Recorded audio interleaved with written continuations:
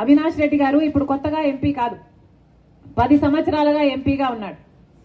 మరి 10 సంవత్సరాలుగా ఎంపీగా ఉండి అవినాష్ రెడ్డి గారు కనీసం కడప స్టీల్ ఫ్యాక్టరీ కోసమైనా ఒక్క పోరాటమైనా చేశాడా? కడప స్టీల్ ఫ్యాక్టరీ అన్నది రాజశేఖర రెడ్డి గారి కళ. పార్లమెంటుకు పోతున్నారు వస్తున్నారు, ఢిల్లీకి పోతున్నారు వస్తున్నారు, కానీ అవినాష్ రెడ్డి గారు 10 సంవత్సరాలలో ఒక్కసారైనా కడప స్టీల్ కోసం కొట్లాడారా? అక్కడ ఒక ధర్నా చేశారా? ఏదైనా సాధించుకొచ్చారా?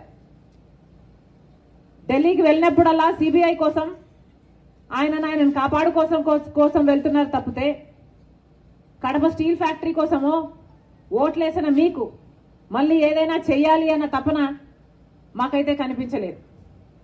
కాబట్టి ఈరోజు రాజశేఖర రెడ్డి బిడ్డ ధైర్యంగా నిలబడింది. నేనైతే మేలు చేయగలను అన్న నమ్మకం నాకుంది. పైగా అవినాష్ రెడ్డి గారు వివేకానంద రెడ్డి గారి హత్య చేసిన కేసులో సిబిఐ నిందితుడిగా అక్యూజ్డ్ గా చేర్చిన వ్యక్తి అవినాష్ రెడ్డి గారు. హత్య చేయించిన వారిలో అవినాష్ రెడ్డి గారు ఉన్నారు అని సిబిఐ ఆరోపణ చేస్తుంది. మరి 5 సంవత్సరాలైంది వివేకానంద రెడ్డి గారు చనిపోయి, హత్య చేయబడి, గొడ్డలితో 7 సార్లు నరికి వివేకానంద రెడ్డి గారిని హత్య చేయడం జరిగింది.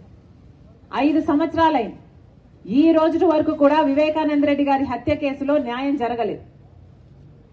సునీతారెడ్డి వివేకానంద రెడ్డి గారి బిడ్డ, తిరగని కోర్టు లేదు, ఎక్కని మెట్టు లేదు, తట్టని తలుపు లేదు న్యాయం కోసం.